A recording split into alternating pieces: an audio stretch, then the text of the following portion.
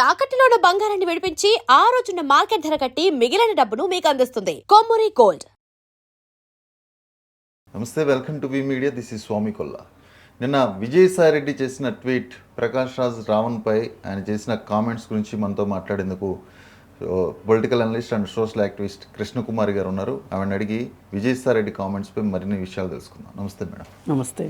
నిన్న విజయసాయి రెడ్డి రావణ్ అరెస్ట్ మీద, తర్వాత ప్రకాష్ రాజ్ గురించి, వీళ్ళ వెనకాల కొంతమంది రెడ్లు అలాగే కమ్మాస్ మతం మార్పిళ్ళు చేసుకొని పేరు చివర ఆ రెడ్లు చౌదరి అని తోకలు తగిలించుకొని హిందుత్వం మీద దాడి చేస్తున్నారు. వీళ్ళందరినీ అవసరమైతే జీవిత ఖైదు చేయాలి, లేదా అవసరమైతే ఉరిశిక్ష చేయాలి, చట్టాలను కూడా సవరించాలి, దీనికి కేంద్ర రాష్ట్ర ప్రభుత్వాలు స్పందించాలంటూ ఒక పెద్ద సుదీర్ఘంగా ట్వీట్ చేశారు. నిజంగానే ఇప్పుడు విజయసాయి రెడ్డికి సడన్గా సనాతన ధర్మం వీటి మీద ఎందుకు ప్రేమ పుట్టుకొచ్చింది? కేవలం ఇది బీజేపీలోకి వెళ్ళటానికి ఆయన వేసుకుంటున్న దారి అనుకోవాలా? సింపుల్ అండి. ఇలాంటి ఓసరు వెల్లులు ఎప్పుడు ఏం అవకాశం దొరుకుతాయని ఎదురు చూస్తూ ఉంటాయి. ఇప్పుడు సరే, ఈయన మాటలే చూద్దాం. రెడ్లు కమ్మాసు మతం మారినా కానీ తోకలు పక్కన అట్లాగే పెట్టుకొని హిందూ మతానికి అన్యాయం చేస్తున్నారు, మత మార్పిళ్ళు చేస్తున్నారు, హిందూ మతానికి ద్రోహం చేస్తున్నారు, సనాతన ధర్మానికి ద్రోహం చేస్తున్నారు, ఎక్సెట్రా మాట్లాడేశాడు. మరి అసలు నీ స్నేహం జగన్మోహన్ రెడ్డితో ఎన్ని సంవత్సరాల నుంచి, ఆ కుటుంబంతో? మరి నువ్వు శుద్ధ సోత్రియ సనాతన బ్రాహ్మణ కానీ బ్రాహ్మణ్ అన్నంత లెవెల్లో నువ్వు ఇచ్చేసుకుంటున్నావు కదా. మరి అలాంటప్పుడు నువ్వు స్నేహం చేసేటప్పటికే ఎన్నో జనరేషన్స్గా వాళ్ళు మతం మారారు. జగన్మోహన్ రెడ్డి ఫ్యామిలీ వాళ్ళు. అసలు వాళ్ళతో నువ్వు ఎట్లా స్నేహం చేసావు? మరి అసలు స్నేహం చేయడం ఏంటి? వాళ్ళ ఇంట్లో పెద్ద పాలేరు పని చేసావు నువ్వు. అది ఆయనే చెప్పుకున్నాడు ఒకసారి. నేను పెద్ద పాలేరుని అన్నాడు. నేను అందుకే అంటున్నా. లేదా నాకు పాలేరుల పట్ల నాకు చాలా గౌరవం ఉందండి. నిజంగా నికార్సైన మనుషులు ఎవరైనా ఉన్నారంటే ఈ దేశంలో పాలేరులే. వాళ్ళు ఎవరి మీద ఆధారపడి బతకరు. వాళ్ళ కష్టం మీద వేరే వాళ్ళు బతుకుతారు తప్పితే ఎవరి కష్టం మీద వాళ్ళు బతకరు. విజయసాయి రెడ్డి అతనే చెప్పుకున్నాడు నేను పెద్ద పాలేరునని. అయితే మరి ఇలాంటి మనిషి నువ్వెందుకు? వాళ్ళు మతం మారింది తెలుసు కదా. వాళ్ళ ముత్తాతే మతం మారాడు. బ్రిటిష్ వాళ్ళ కాలంలో వాళ్ళు మతం మారిన వాళ్ళు. నువ్వెట్లా చెప్తావు? నువ్వెట్లా అసలు వాళ్ళతో ఎందుకు ఉన్నావు? అసలు ఇప్పుడు నువ్వు చెప్పే ప్రవచనాల ప్రకారం చూస్తే వాళ్ళున్న బజారుకు కూడా వెళ్ళకూడదు నువ్వు. ఆ ఇళ్లలో నుంచి ఏం విషవాయువులు వస్తాయో అన్నంత ఇదిగా నువ్వు చెప్పావు. ఇప్పుడు ఏం లేదండి. ఈ సందర్భాన్ని మాట్లాడి నేనేమి మైలేజ్ తెచ్చుకోవాలి, నేను దేనికి బాటలు వేసుకోవాలి అనేది విజయసాయి రెడ్డి యొక్క ఉద్దేశం. వీళ్ళు ఎంత వాళ్ళని వాళ్ళు తాకట్టు పెట్టుకుంటూ వాళ్ళ భావాలని, వాళ్ళ మాటల్ని, వాళ్ళ చేతల్ని తాకట్టు పెట్టుకుంటా ఆఖరికి సనాతన ధర్మము అనే ఒక ముసుగేసుకొని ముసుగు దొంగల్లాగా తయారయ్యారు తప్పితే వీళ్ళు నిజమైన సనాతన ధర్మానికి వారసులు కాదు. అసలు నిజమైన సనాతన తత్వం, సనాతన వాదము అనేది మంచి చెడు అనేది ఇక్కడ మన డిస్కషన్ కాదు. కానీ వీళ్ళు మట్టుకు సనాతన ధర్మానికి నిజమైన వారసులు అయితే కాదు, నిజమైన మద్దతుదారులు కూడా కాదు, నిజంగా విశ్వసించే వాళ్ళు కూడా కాదు. ఇప్పుడు సనాతన ధర్మం ముసుగులో దాక్కుందామని చూస్తున్నారు. ఈ మాట ఎక్కువసార్లు మాట్లాడితే బీజేపీ వాళ్ళ దృష్టిలో పడితే అక్కడ రూట్ క్లియర్ అవుతుంది. ఇప్పుడు ఆయన వాషింగ్ మిషన్ రాజకీయాలు వదిలేస్తాను, ఇక నేను రాజకీయాల్లో వ్యవసాయం చేసుకుంటానని మాట్లాడిన అని ఎప్పుడు చాలా రోజుల క్రితం చెప్పాడు. ఆ తర్వాత మళ్ళీ రాజకీయ పలుకులు పలికాడు. అతను చూస్తుంది ఏంటంటే ఏం సందు దొరుకుతుందా, ఏం అవకాశం దొరుకుతుందా బీజేపీలోకి వెళ్ళిపోయి వాషింగ్ మిషన్లో పడిపోవాలని తాపత్రయంలో ఉన్నాడు. కానీ అతనికి అవకాశం ఇవ్వట్లా వాళ్ళు. బహుశా జగన్మోహన్ రెడ్డి దానికి పడుతుండొచ్చు, అది వేరే విషయం. ఇప్పుడు ఇతను విజయసాయి రెడ్డి అనే నా దృష్టిలో అయితే అతను గజ దొంగలకు కూడా నీతి నిజాయితీ ఉంటుంది ఎంతో కొంత. వాళ్ళ వృత్తి మీద వాళ్ళకి చాలా గౌరవం ఉంటుంది. కానీ ఈ విజయసాయి రెడ్డి అనబడేవాడికి అతని వృత్తి మీద అతనికి గౌరవం లేదు, అతను చేసే పనుల మీద అతనికి గౌరవం లేదు. ఎవరికి పెద్దపాలేరుగా పనిచేసి డబ్బులు సంపాదించుకున్నాడో వాళ్ళ మీద కూడా గౌరవం లేదు. ఇప్పుడు మటుకు తనకు కావాల్సింది ఏంటి అంటే తను ఇవాళ సేఫ్ పొజిషన్లో ఉండాలి.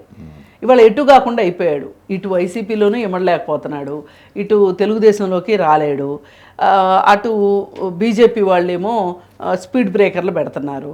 అందుకోసం ఏంటి అంటే చూసారా రావణ్ అనే కన్వర్టెడ్ క్రిస్టియన్ని జగన్మోహన్ రెడ్డి ఎలా కాపాడుతున్నాడో, అతను హిందూ మతానికి ఎంత అన్యాయం చేస్తున్నాడో, అసలు హిందూ మతం గురించి ఆలోచించే అమాయకుడిని నేనే, నన్ను మీ పార్టీలో చేర్చుకోండి అనే ఒక ఉద్దేశంలో ఇది అతని సొంత ఎజెండా, తన సొంత కోసం చేసుకుంటున్న పనులు తప్పితే వేరే ఏం కాదు. ఇకపోతే అసలు అతను ఏమన్నాడు అనేది కూడా ఒకసారి మనం చూడాలి. ఏంటంటే, ఇలాంటి వాళ్ళని ఇలా వదిలిపెట్టకూడదు, ఉపా చట్టం కంటే కూడా మించిన చట్టం ఏదన్నా పెట్టాలి, అసలు వీళ్ళని ఉరి తీయాలి, అసలు వీళ్ళు విచారణ కూడా లేకుండా ఉరి తీయాలి అన్నంత లెవెల్లో చట్టాలని కఠినతరం చెయ్యాలి అని ఇష్టారీతిని మాట్లాడాడు. వాళ్ళతో పాటు వాళ్ళకు మద్దతు ఇచ్చే కొన్ని వైసీపీ మీద అటాక్గా మాట్లాడాడు. పార్టీలు కావచ్చు, వ్యక్తులు కావచ్చు, యూట్యూబ్ ఛానల్స్ కావచ్చు, అందరినీ వాళ్ళని కూడా కేసులో పెట్టేసేసి విచారణ కూడా జరుపుకోకుండా శిక్ష ఖరారు చేయాలన్నంత గాఢంగా చెప్పుకుని వచ్చాడు. అవసరమైతే చట్టాలే మార్చాలి, చట్టాలు మార్చమంటున్నాడు, కొత్త చట్టాలని రచించమని కూడా చెప్తున్నాడు. సరే, ఇవన్నీ బాగానే ఉన్నాయి. మరి అసలు నీ అవినీతి కథల సంగతి ఏంటి? వాటికి చట్టాలు మార్చొద్దా? అసలు నీకు ఆస్తి ఎంత ఉంది? నీకు ఎక్కడి నుంచి వచ్చినాయి ఈ ఆస్తులన్నీ?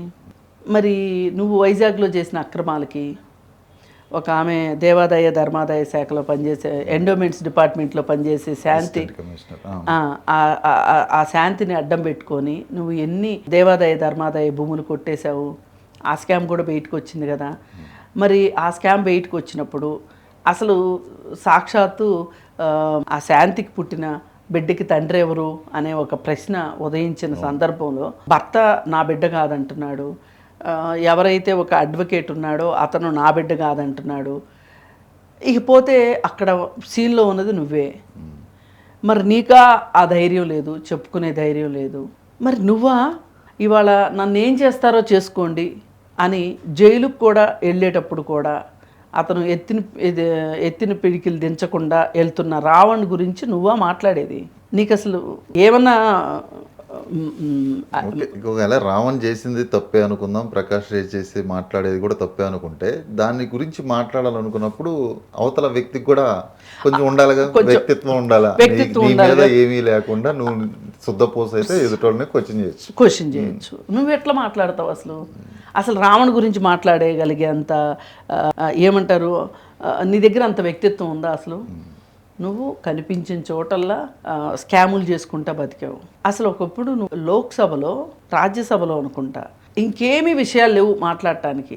సినిమా యాక్టర్ల రెమ్యూనరేషన్ గురించి నువ్వు మాట్లాడావు. నీ దివాళా కోరతనం ఏంటో ఆ రోజే బయటపడింది. అట్లాంటి నువ్వు కూడా వచ్చి ఈరోజు రావణ్కి సంబంధించిన కేసు గురించి మాట్లాడుతున్నావు అంటే మాట్లాడడానికి మాటలు రావట్లా మా బోటి వాళ్ళకి. ఏది ఏమైనప్పటికీ ఇప్పుడు చాలామందికి చాలా మనసులో నుంచి తన్నుకుంటా వస్తున్నాయి భావాలు. ఏంటి అంటే, అసలు ఈ రావణ్ని ఏం చేయాలి, అసలు రావణ్ను ఏమేం చేశాడు, ఏమేం చేసి ఉండొచ్చు అనే దానికి అతని ఫోన్లో ఏవేవో బయటపడ్డాయి. ఆ ఏవేవో బయటపడ్డాయి మీకు ఎట్లా తెలిసినాయి? ఇప్పుడు మనకైతే ఎవరో చెప్పలా. కొంతమందికే ఎందుకు ఈ పరిమిత సమాచారం వస్తుంది. కొంతమంది అయితే ఏకాఏకిన జైల్లో అతను ఎంత కష్టాలు పడుతున్నాడో చాలా సంతోషంతో వెర్రవీగిపోయి మోనో యాక్షన్ చేస్తున్నారు కొంతమంది ఏమో ప్రైమ్ టైం డిబేట్స్లో అతని రాసలీల గురించి మాట్లాడుతున్నారు.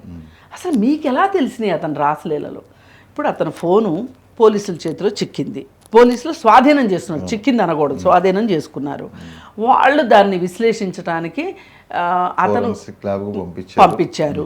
ఫోరెన్సిక్ ల్యాబ్ రిపోర్టు సీల్డ్ కవర్లో పోలీస్ డిపార్ట్మెంట్కి వస్తుంది. పోలీస్ డిపార్ట్మెంట్కి వచ్చినప్పుడు పోలీస్ డిపార్ట్మెంట్ వాళ్ళు ఇప్పుడు అతన్ని ఎవరైతే విచారిస్తున్నారో వాళ్ళు చూసి సంబంధిత న్యాయస్థానంలో అందజేస్తారు దాన్ని. లేదు అనుకుంటే ఆ రిపోర్ట్ పట్టుకొని అతన్ని కస్టడీకి తీసుకున్నప్పుడు ఆ రిపోర్ట్లో చూసి దాని ప్రకారం అతన్ని విచారిస్తారు. క్వశ్చనీర్ తయారు చేసుకోవడానికి పనికొస్తుంది బేసిక్గా ఇది. అలాగే రేపొద్దున అతని పైన ఛార్జ్ షీట్ వెయ్యాలి అంటే ఛార్జ్ షీట్కి ఉపయోగపడుతుంది ఆ నివేదిక.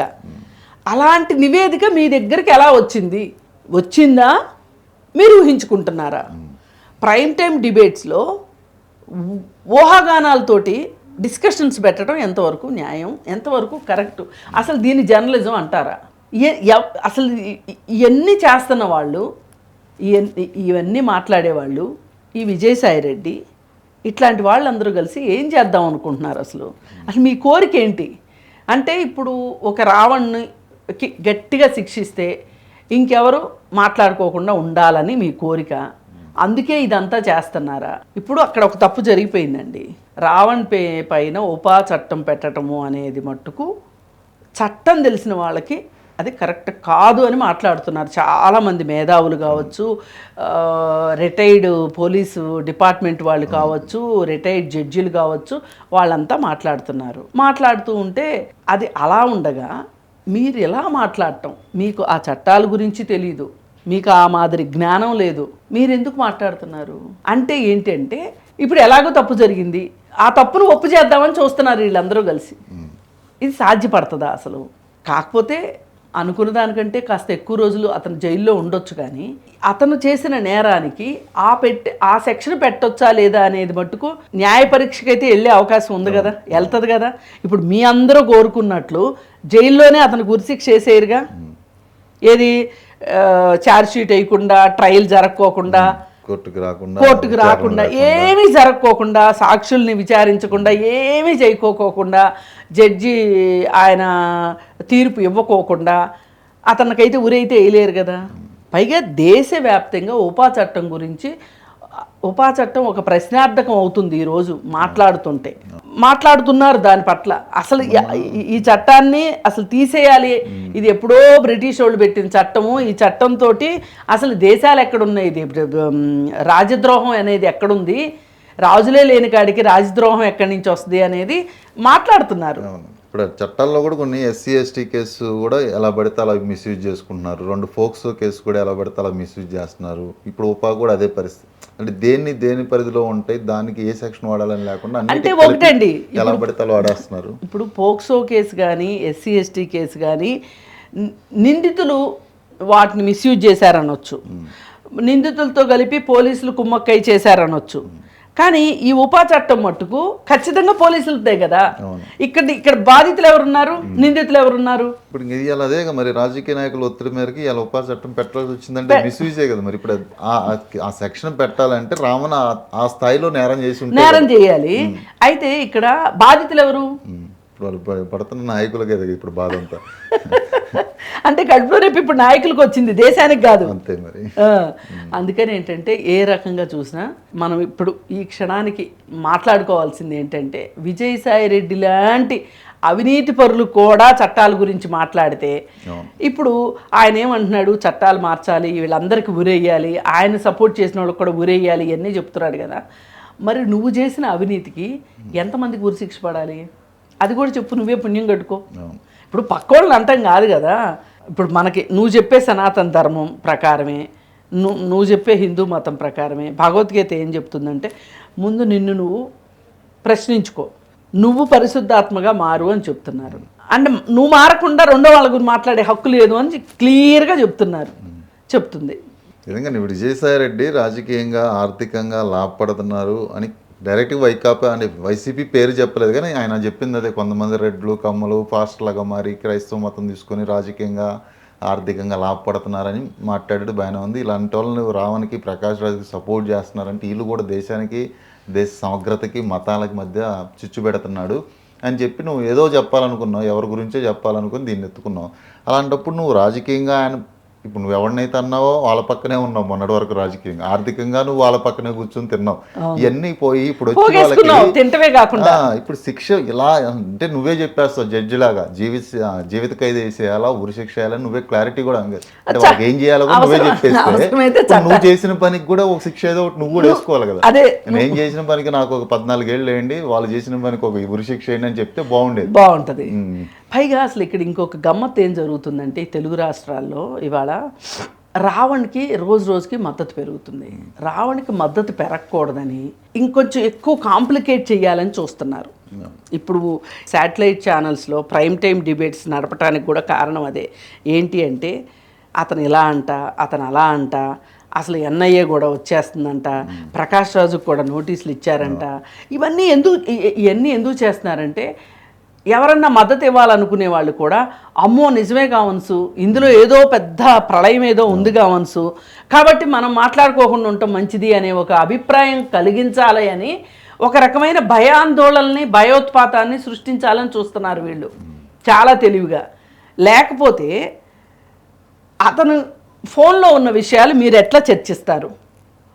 ఇక్కడ ఇంకో లాజిక్ ఏంటంటే, ఇప్పుడు సరే వీళ్ళు అన్నట్టు 10 మంది అమ్మాయిలను లైంగికంగా ఏది ఇచ్చాడు, బెదిరించాడు, డబ్బులు డిమాండ్ చేశాడని వీళ్ళు ఊహించుకున్నప్పుడు ఈ 10 మంది అమ్మాయిలు ఎవరో ఇప్పటి వరకు రావణకే ఆయన పొలిటికల్ లీడర్ ఏం కాదు, ఆయనకు భయపడి బయటికి రాకపోవటానికి అవన్నీ ఆరోపణలు. 10 మంది అమ్మాయిలు, ఒక అమ్మాయి 2 అమ్మాయి అంటే డబ్బులు ఇచ్చి మ్యానిపులేట్ చేశాడు అనుకుందాం. 10 మంది అమ్మాయిల్లో ఒకరోజన్నా ఈయన ఆల్రెడీ యూట్యూబర్గా ఫేమస్ అవుతున్నప్పుడు ఏ ఒక్క అమ్మాయి అయినా బయటకు వచ్చి కంప్లైంట్ ఇస్తుంది చెప్పొచ్చు కదా. పైగా అతను పనిచేసిన సంస్థలో అతను డబ్బును దుర్వినియోగం చేశాడు అనే ఫైనాన్షియల్ మిస్అప్రాప్రియేషన్స్ ఉన్నాయి అని ఒకళ్ళు మాట్లాడుతున్నారు. దాని మీద కేసు ఏమన్నా ఫైల్ అయిందా? లేదు, ఆఫీసుల్లో అమ్మాయిలతోటి ఇతను మిస్బిహేవ్ చేశాడు అని చెప్తున్నారు. దానికి సంబంధించి ఏదైనా కనీసం కంప్లైంట్ అయినా ఉందా? అసలు కంప్లైంట్ మనందరికీ తెలిసే అవకాశం లేదు. ఎఫ్ఐఆర్ అయితే పబ్లిక్ డొమైన్లో ఉంటుంది. మీకు కంప్లైంట్ తెలుసా, కనీసం ఎఫ్ఐఆర్ తెలుసా? ఏమీ తెలియకోకుండా అతని మీద మీరు ఎందుకు ఇట్లా అబండాలు వేస్తున్నారు? ఇవన్నీ మాట్లాడటం వెనకమాల ఏంటి అంటే, ఎవరైనా సరే సామాన్య ప్రజలు ఈడే ఇంత ఎదవైతే వీడు మాట్లాడేది, వీడికి మనం సపోర్ట్ ఇవ్వడం ఏంటి? ఇవాళ సొసైటీ చీలిందండి. ఎవరు ఒప్పుకున్నా ఒప్పుకోకపోయినా ఇతని పైన ఇలాంటి చట్టం పెట్టడం ఏంటి? ఇప్పుడు 4 పోలీస్ స్టేషన్లు తిప్పారు అన్నది రాజకీయ కక్షల ఉద్దేశంతో ఇట్లా రకరకాల స్టేషన్స్లో కేసులు పెట్టి చేస్తున్నారు అనే దాని గురించి పెద్దగా ఎవరు సీరియస్గా పట్టించుకోవట్లా. ఎందుకంటే వీడు బాగానే ఇసుకిచ్చాడు కదా వాళ్ళని, అందుకని కక్ష తీర్చుకున్నారులే, చెల్లుకు చెల్లు అన్నట్లు ఉంటారు. కానీ ఉపా చట్టం పెట్టారు అనేసరికి కాస్త అందరూ అవేర్ అయ్యే ఆలోచించి ఇది తప్పు కదా అని అనుకుంటున్నారు. ర్యాలీలే చేశారు, అందరూ మాట్లాడుతున్నారు. ఇది తట్టుకోలేకపోతున్నారు వీళ్ళు. తట్టుకోలేక దీనికి ఏదో ఒక కౌంటర్ తీసుకురావాలి. ఇప్పుడు అతన్ని సపోర్ట్ చేసిన వాళ్ళు కూడా జనాలు తిట్టాలి, అది వీళ్ళ ఉద్దేశం. అందుకే వీళ్ళు ప్రైమ్ టైం డిబేట్లు నడుపుతున్నారు. ఇంకెన్ని రోజులు ఈ డిబేట్లు నడుపుతారో, ఎంత సమయం వృధా చేస్తారో. ఇప్పుడు ఈ మొత్తంలో ఎక్కడన్నా ప్రజా సమస్యలు ఉన్నాయండి? లేదు. లేకపోగా సాయి కృష్ణ కేసు దాని మీద డిబేట్ లేవు, వీడియోస్ లేవు, టాక్ లేదు. పోలీసులు ఏం చేస్తున్నారు, ప్రభుత్వం ఏం పట్టించుకుంటుంది, అసలు నాగరాజు ఏమంటున్నాడో దాని మీద డిస్కషన్ లేదు. ఆ కేసు ఏమైందో చెప్పట్లేదు, కానీ ఇప్పుడు ఈ కేసుని ముందుకు ఎలా తీసుకెళ్లాలని చూస్తున్నారు, డీప్ గా ఎలా పెట్టించాలి అనే మీద డిబేట్లు నడుస్తున్నాయి. పైగా ఇవాళ ఆంధ్రప్రదేశ్లో ఎంతో కొంత కాస్త రాజకీయ పరమైన పునరాలోచనలు చెయ్యాలి అనే ఉద్దేశంలో ప్రజలు ఉన్నారు అనేది కాస్త గమనించారు. అది గమనించి వాళ్ళెక్కడ బీజేపీ అంటే ఇష్టపడకుండా పోతారోనని చెప్పి రామ మందిరం విషయం, విరాళాల అది ఇక్కడ మాట్లాడకూడదు. ఇప్పుడు ఇవాళ ఇది మాట్లాడితే వీళ్ళకి బీజేపీ మీద కోపం వస్తుంది. బీజేపీ మీద కోపం రాకూడదు. ఇప్పుడు పవన్ కళ్యాణ్ బీజేపీ కలిసి ఆడుతున్న అంతర్నాటకమే అది ఆంధ్రప్రదేశ్లో. ఏంటి అంటే ఎలాగోలా తెలుగుదేశాన్ని చంపాలి. ఇప్పుడు తెలుగుదేశాన్ని నెమ్మదిగా నొక్కాలి. ఇప్పుడు ఈ కేసు విషయంలో గవర్నమెంట్ ఎంత అబాస్ పాలవుతుందండి ఆలోచించండి మీరు. ఇప్పుడు గవర్నమెంట్కి నన్ను అడిగితే షాక్ మీద షాకు. సాయి కృష్ణులు జరగటం ఒక షాక్ అయితే ప్రభుత్వానికి, ఇప్పుడు ఈ రావణ కేసు ఇంకొక షాకు. సామాన్య ప్రజలు ఏమనుకుంటారు? ఇప్పుడు ఇంతకుముందు రంగనాయకమ్మ మీద జగన్మోహన్ రెడ్డి ప్రభుత్వం వహించిన తీరుకి ప్రజలు ఎంత ఆలోచించారు? ఒక జర్నలిస్ట్ని అర్ధరాత్రి లిఫ్ట్ చేసినందుకు ఎంత ఆలోచించారు? అలాగే డాక్టర్ సుధాకర్ని ప్రజలు అన్ని చూసారు కాబట్టి ఈ రోజు ఆ తీర్పు ఇచ్చారు. ఇదే సిచ్యువేషన్ వీళ్ళకి రాదని గ్యారెంటీ లేదు. ఇది రావాలి వాళ్ళ ఉద్దేశం అదే. అక్కడ జనసేన బలపడాలి, బీజేపీ బలపడాలి, టీడీపీని తొక్కేయాలి. ఇది టీడీపీ మీద ఒక అస్త్రంగా వాడుతున్నారు తప్పితే రావణ్ కేసుని వేరేగా కాదు. ఇది తెలుగుదేశం వాళ్ళు ఎంత తొందరగా తెలుసుకుంటే అంత మంచిది. ఇది ఏదో తెలుగుదేశం వాళ్ళ వ్యూహంలో భాగంగా పవన్ కళ్యాణ్ ఈ అబాస్ పాలు చేయడానికి చేస్తున్న గేమ్. ఎందుకంటే పవన్ కళ్యాణ్ని ఈ కేసు తగిలిచ్చేసి ప్రభుత్వం మెలకుండా చూస్తా కూర్చుంది, చంద్రబాబు కానీ లోకేష్ కానీ ఎవరు మాట్లాడట్లేదు అనేది కూడా ఒక టైప్ ఆఫ్ కామెంట్స్ నడుస్తుంది. అంటే ఏదైనా ఒక సందర్భానికి రకరకాల పార్శ్వాలు ఉంటాయండి. ఏదో ఒకటైతే వాస్తవం ఉంటుంది, లేదంటే రెండు కూడా కొంచెం కొంచెం వాస్తవాలు కూడా అయ్యి ఉండొచ్చు. ఏదైనా అక్కడ ఒక పవర్ గేమ్ అయితే నడుస్తుందండి, అదైతే వాస్తవం. ఇప్పుడు కూటమి అన్నప్పుడే పవర్ గేమ్ ఉంటుంది, ఎంతో కొంత పవర్ గేమ్ నడుస్తుంది. మరి ఏం జరుగుతుందో చూడాలి. కాకపోతే బాధ ఏంటి అంటే వీళ్ళ పవర్ గేమ్స్కి వేరే వాళ్ళు బలి అవ్వటం మటుకు బాగాలే. ఇక ఇక్కడ విజయసాయి రెడ్డి కామెంట్స్ కూడా చూస్తే జనాలు ఇప్పుడు ఎలా ఉందంటే పవన్కి రావణ్కి సపోర్ట్ చేస్తుంది వైకాపా కాబట్టి మిగతా వాళ్ళందరూ ఏమంటారు, ఇప్పుడు టీడీపీ ఈరోజు చంద్రబాబు కూడా ఇలాంటి వాళ్ళకి మీరు సపోర్ట్ చేస్తున్నారా, వైసీపీ వాళ్ళు ఇలాంటి వాళ్ళకి మద్దతు తెలుపుతున్నారా అని. అంటే ఇప్పుడు ఏదేంటంటే పొలిటికల్ తీసుకొచ్చారు. అంటే వైసీపీ ఇలాంటి ఈ రావణ్ లాంటి ఉగ్రవాదులు లాంటి వాళ్ళకి మద్దతు తెలుపుతున్నారని ఏదైతే సాయికృష్ణ విషయం నిజంగానే డైవర్ట్ చేయడం కోసం ఇప్పుడు సాయికృష్ణ విషయంలో కొద్దిగా వైసీపీ మైలేజ్ తెచ్చుకుంది. జగన్ వెళ్ళి పరామర్శించడం, ప్రభుత్వం తప్పు చేయడం వల్ల. సో ఇప్పుడు మళ్ళీ ఆ మైలేజ్ని డ్యామేజ్ చేసుకోవడం కోసం వాళ్ళు ప్లస్ అవ్వాలి, ఇటు వైసీపీకి మైలేజ్ తగ్గాలని చెప్పి దీన్ని దీపి ఇప్పుడు మళ్ళీ రావణ్ అరెస్ట్ గురించి కాదు, రావణ్కి మద్దతు తెలుపుతున్న వాళ్ళు ఎవరు, రావణ్కి మద్దతు తెలుపుతున్న వాళ్ళే వెళ్ళాలన్నట్టు నిన్న విజయసాయి రెడ్డి ట్వీట్ కూడా దాని అర్థం అదే. సో చూద్దాం, విజయసాయి రెడ్డి నీతులు చెప్పడం కంటే ఆయన ఆచరించుంటే బాగుండేది. సరే, okay, thank you madam. Thank you.